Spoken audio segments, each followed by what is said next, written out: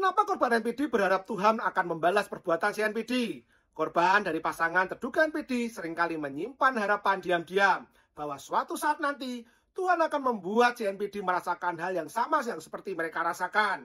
Merasa sakit, merasa ditinggalkan, atau merasa kehilangan. Harapan itu terasa wajar sebagai bentuk keadilan.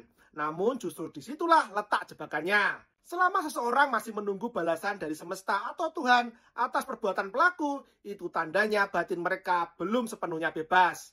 Masih ada ikatan emosional, walaupun terselubung dalam bentuk kemarahan atau kerinduan akan keadilan. Kebebasan sejati justru terjadi saat Anda tidak lagi peduli apakah mereka akan dibalas ataupun tidak. Ketika Anda sudah mulai cukup damai, Anda bisa memilih tenang meskipun dia tidak pernah dihukum. Itulah tanda luka sudah mulai sembuh. Bukan karena pelaku berubah, tapi karena Anda memilih untuk pulih.